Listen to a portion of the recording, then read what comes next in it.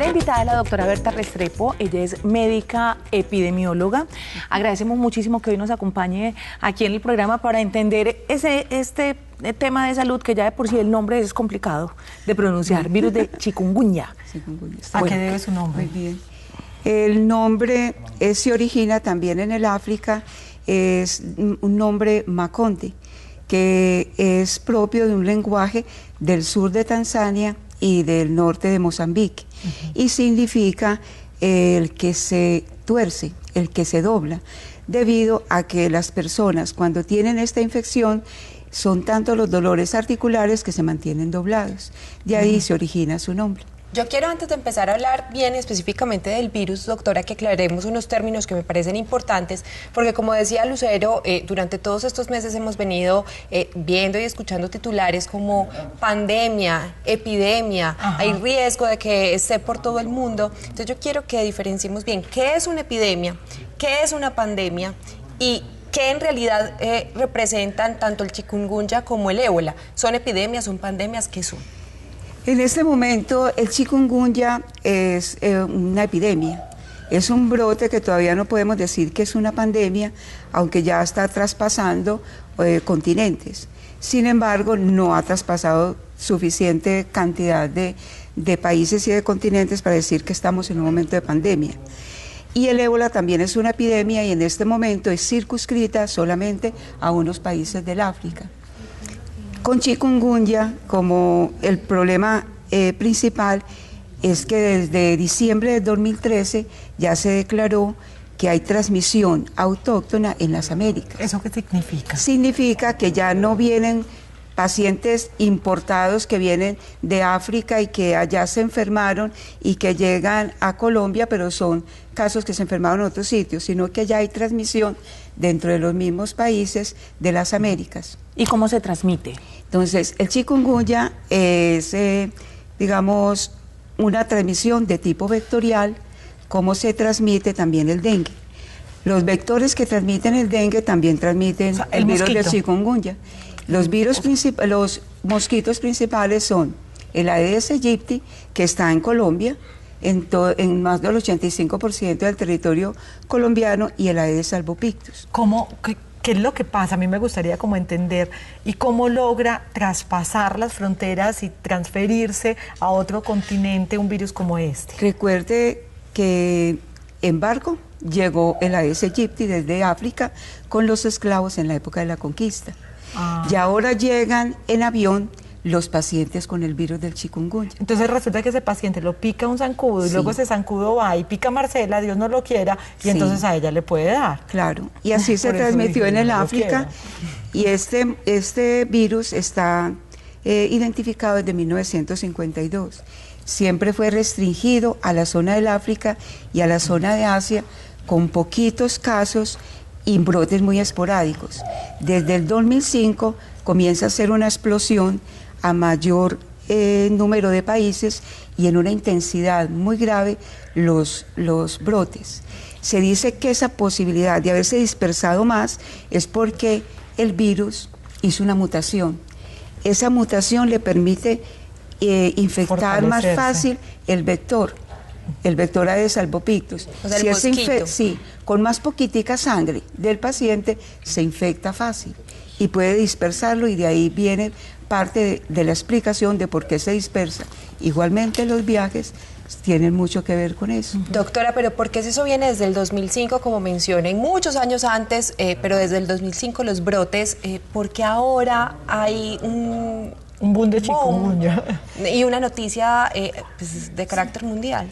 Porque también ha afectado otros países de Europa que no son tropicales, que son templados, como Italia y como Francia. De ellos también en el 2007 tuvieron brote de chikungunya, ya no de turistas que iban a pasear al Asia, sino ya de transmisión autóctona, porque tienen también el Aedes albopictus. Pero además, lo que está dándose en las Américas, que comienza es en la región del Caribe, es que se tienen 570.000 casos en este momento notificados de diciembre del año pasado a el 8 de agosto de este año. ¿En Colombia hay casos notificados? No, en Colombia hay un solo caso de una paciente de una persona que venía de la República Dominicana. De esos 570.000 casos que hay en la región del Caribe, 370.000 son de la República Dominicana. Ya tienen una explosión muy grande. ¿Qué síntomas presenta una persona infectada con se dice bien, infectada? Infectada. Sí, con chikungunya. Entonces, el paciente, cuando es picado por el mosquito, que esté infectado, ese paciente tiene un periodo de incubación que puede ser de 2 a 7 días. Y en ese momento no tiene síntomas. Cuando los inicia, tiene muchas cosas parecidas al dengue. Tiene una fiebre intensa y de aparición súbita. Tiene poliartralgias, que esa es una sintomatología muy característica. Dolor en las articulaciones. Articulaciones principalmente. Esas articulaciones incluso se llegan a edematizar, se llegan a hinchar. Y pueden tener un rango de ser muy leves a ser tan intensa que no se puedan ni mover ni abrir una botella. Y no se puedan mover a hacer sus actividades diarias por el dolor. Porque el dolor es muy intenso y por eso se le dice ese nombre chikungunya. Sí, cuando se hace, ¿cómo se hace la intervención médica? Es decir, ¿cómo se examina al paciente para saber que realmente esa es la epidemia que tiene la enfermedad? Todo va a ser primero clínica.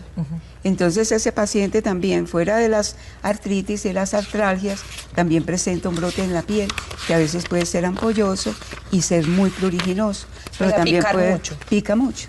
Y también puede presentar dolores musculares, las mialgias, puede presentar también vómito, también problemas de conjuntivitis y también, esa es la fase aguda. Si no se mejora en 10 días, ese paciente puede continuar una fase subaguda, y es que el dolor articular le puede permanecer semanas, meses o años.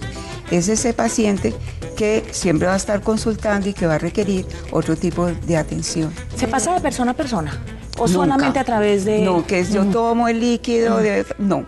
Hay la principal transmisión es que sea picado por el mosquito. ¿Pero tiene cura? No hay ningún tratamiento específico, ni hay una vacuna en este momento que esté disponible para Hoy apareció la noticia de que estaban como que tratando de comprobar que a través de un hongo específicamente podían encontrar la cura para la chikungunya, pero de acuerdo a lo que vi, pues apareció en el periódico El Tiempo, está en estudios. Investigación. ¿Te imaginas cuántos investigadores deben estar en este momento buscando eso? Y han avanzado mucho, sobre todo la gente que ha trabajado en la India, donde una vez se presentó un brote de 1.500.000 personas, y donde zonas como por ejemplo el Océano Índico, en La Reunión, en una isla que se llama La Reunión, tuvieron 260.000 y murieron 237 personas. Lo otro es que, a diferencia del dengue, la mayoría de los casos, por ahí un 70-90% de los casos de chikungunya se manifiestan clínicamente, pero muy pocos son letales. En cambio, ustedes saben, el dengue, la mayoría son asintomáticos o leves, pero hay muchos que son letales, una proporción elevada. Entonces, ahí hay unas diferencias y sin duda nos vamos a confundir, como pasó en otro país, que empezaron a ver un brote de dengue y todos diagnosticaron los médicos dengue en la zona del Caribe. Cuando lo notaron, cuando el paciente a los 7 días no mejoraba, seguía con los dolores articulares, volvía y consultaba, ya alertaron y por eso se diagnosticó. Entonces el diagnóstico va a ser eminentemente clínico. Una de las llamadas de atención para la gente que nos ve es tener las mismas precauciones que tenemos con el mosquito del dengue, no tener aguas acumuladas en la casa, tratar de tener también todas esas recomendaciones.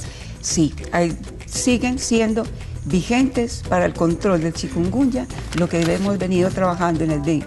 Entonces las señoras, las amas de casas que nos gusta tener muchas maticas decorativas sembraditas en agua, o también los... En cuanto a ponchera, veamos. Sí, pero en agua no. Que va de madera. No, todo con tierra. Todo con tierra. Igualmente, el tazoncito de las mascotas, también hay que lavarlo cada 2 o 3 días. Los floreros, lavarlos cada 2 o 3 días. En las zonas, digamos, costeras y en las zonas ribereñas, la gente también almacena su agua para en los periodos de sequía, que sean tapados. Entonces solamente vamos a prevenir si cada persona dentro de su propio hogar controla el mosquito, que también tiene toda la potencialidad de poderlo transmitir. Gracias, doctora Berta, por acompañarnos hoy. Muy, muy interesante, y ya quedó matriculada en las 3 gracias. Así que esperamos contar con su presencia en otra oportunidad para que hablemos del ébola y todo, pues tantas cosas que podríamos compartir con usted. Muchas gracias.